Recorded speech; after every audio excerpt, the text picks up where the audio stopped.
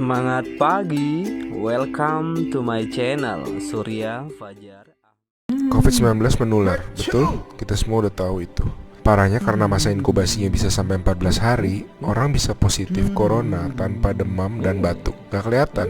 Kalaupun dia nanti batuk dan demam, bisa jadi itu bukan corona, bisa jadi flu biasa. Jadi bingung kan? Nah, saat ini cara yang paling akurat yang kita punya adalah dengan testing. Pemerintah ini sedang mempersiapkan testing massal di hari-hari ke depan. Pesan utama video ini adalah jangan panik ketika nanti setelah testing massal, angka positif corona kita naik tajam. Kenapa? Ibaratnya selama ini lampu yang nyala itu cuma lampu kecil aja, sehingga kasus yang kelihatan ya sedikit. Tapi begitu lampu-lampu lain dinyalain, baru semuanya kelihatan. Jadi kalau nanti dalam sehari angkanya naik tinggi, artinya bukan dalam sehari tiba-tiba terinfeksi menyebar. Oh my god, penyebarannya cepat sekali, dalam sehari naik sekian. Lebih tepatnya, dalam sehari kelihatan banyak kasus positif yang terinfeksinya itu dari kemarin-kemarin, tapi belum kelihatan. Ngerti ya bedanya ya? Pahit emang rasanya ngeliat fakta, tapi ini penting banget. Makin kelihatan, makin mereka bisa diisolasi sehingga nggak nularin ke orang-orang yang lebih banyak lagi. Korea Selatan tuh ngelawan COVID dengan cara ini. Mereka ngetes 300.000 orang dalam 7 minggu, sehingga mereka nemuin 8.000 orang yang langsung diisolasi, sehingga tidak menginfeksi khalayak yang lebih luas lagi. Kurva mereka langsung gepeng. Alasan lain untuk tidak serta-merta panik, COVID-19 itu penyakit dengan berbagai tingkatan menurut WHO. Secara statistik, sebagian besar kasus-kasus yang akan positif nanti akan masuk ke dalam kategori sedang. Dan secara statistik, kebanyakan bisa sembuh. Tetap berbahaya, tetap harus sangat waspada, tapi lengkapnya baca-baca jurnal resmi WHO ya. Di hari ke depan kita akan lihat banyak orang positif corona, teman-teman kita, saudara-saudara kita. Tapi ingat, jangan jadi stigma. Corona itu bukan aib, dia bukan dosa, dia bukan kesalahan orang itu sendiri. Jadi kita tetap harus waspada, harus menjaga diri kita tidak terinfeksi. Kita malahan harus bantu mereka untuk jadi sembuh. Jadi akhirnya masif testing itu perlu, supaya yang sakit dan tercecer di sana-sini bisa diisolasi sehingga tidak menimbulkan lebih banyak orang yang terinfeksi. Pahit rasanya nanti ngeliat angka-angka ke depan, tapi ini langkah yang sebetulnya sangat positif. Mari belajar dari Italia. Apa yang sebenarnya terjadi di Italia? Apa yang bisa kita jadikan contoh agar tidak terjadi di Indonesia? Kreatif konten ini berasal dari artikel warga Italia, dipersingkat dan dilengkapi data agar lebih mudah dipahami. Tahap 1. Kasus pertama diumumkan. Itu cuma flu, apa pentingnya pakai masker? Orang-orang ini cuma lebay. Saya kan sehat, gak bakal ketularan, gak usah panik lah. Tahap 2.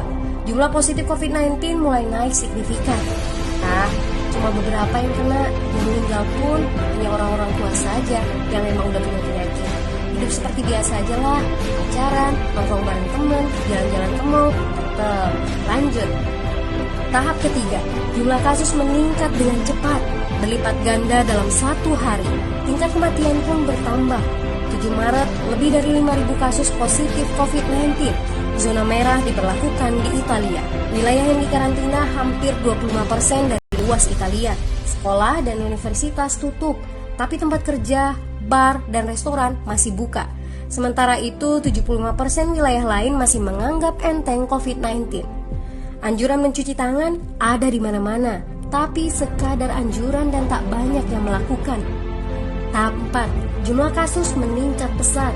Sekolah dan universitas ditutup selama sebulan. Darurat nasional pun diberlakukan. Rumah sakit menambah kapasitas, seluruh kamar dibersihkan untuk memberi ruang bagi pasien COVID-19. Tapi tak ada cukup dokter dan perawat. Ada terlalu banyak kasus pneumonia, terlalu banyak pasien perlu ICU, tapi ruangannya sudah habis, ventilator habis.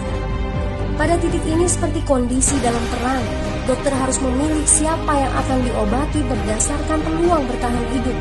Itu berarti pasien lanjut usia dan punya penyakit bawaan seperti hipertensi, diabetes, stroke tidak masuk prioritas karena tidak ada lagi ruang. Sistem layanan kesehatan seketika runtuh. Tahap 5. 9 Maret mencapai lebih dari 9.000 kasus. Seluruh kota Italia lockdown. Orang-orang bisa pergi hanya untuk keperluan darurat dan dalam pengawasan ketat. Semua bisnis masih dibuka karena jika tidak, ekonomi akan runtuh. Itu kebijakan pemerintah. Mulai ada ketakutan, orang-orang mulai memakai masker dan sarung tangan. Tapi tetap saja, ada anak-anak yang merasa jagoan, masih ingin uji nyali. Pergi ke restoran rame-rame, hangout bareng, minum-minum dan lain sebagainya. Tahap 6. 2 hari kemudian pemerintah Italia berubah pikiran. Semua bisnis harus tutup. Bar, restoran, pusat perbelanjaan, semua jenis toko, kecuali supermarket dan apotek. Penyebabnya, karena dalam sehari yang positif bertambah lebih dari 2.000 kasus. Penduduk yang mau keluar rumah harus mendapat surat izin. Surat izin ini didapatkan dari pos pemeriksaan polisi yang disebar di berbagai lingkungan. Yang melanggar bisa kena denda 3,3 juta rupiah.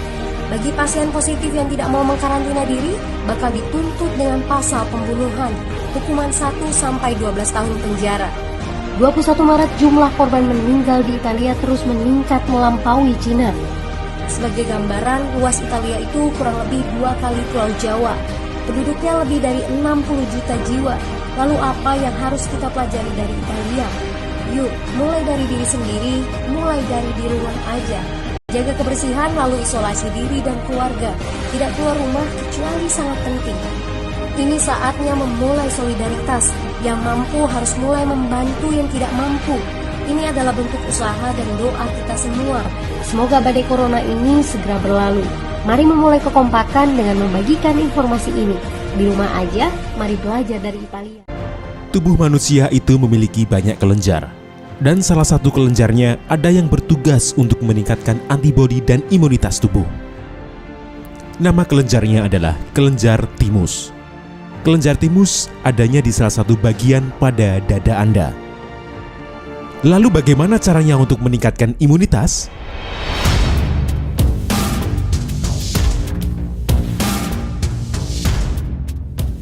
Cukup mudah, yaitu gunakan jari-jari tangan kanan dan kiri Anda untuk mengetuk titik kelenjar timus tersebut minimal 5 dan maksimal 15 menit.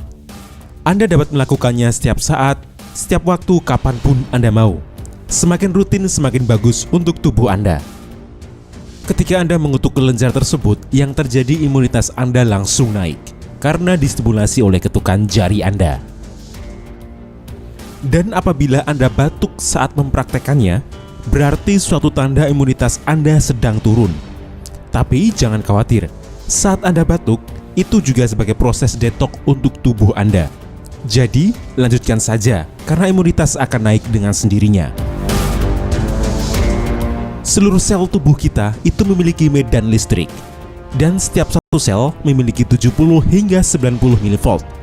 Dengan mengetuk tubuh Anda di bagian meridian, berarti sedang meningkatkan listrik di tubuh Anda agar lebih maksimal. Ketika bagian timus terstimulasi oleh ketukan, maka hormonnya akan aktif. Teknik yang kedua adalah dengan menggosokkan kedua telapak tangan Anda hingga panas. Saat timbul panas pada telapak tangan Anda, lalu gosokkan pada kelenjar timus yang terletak di bagian dada Anda. Dengan kedua teknik tersebut, maka imunitas dan antibodi naik dengan sendirinya secara otomatis. Namun ada hal yang sangat penting. Setelah Anda ketahui teknik meningkatkan imunitas dan antibodi, Anda tetap diperbolehkan melakukan tindakan preventif dari luar, seperti menggunakan masker dan hand sanitizer.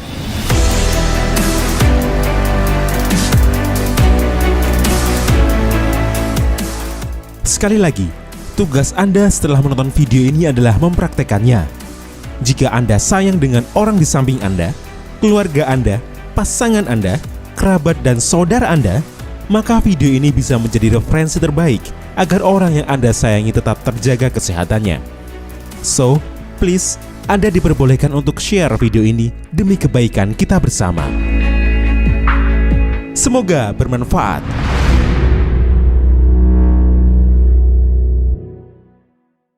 Saya Leonardo, pengusaha batubara asal Kalteng. Jangan lupa subscribe channel YouTube teman saya Surya Fajar Ahmadi.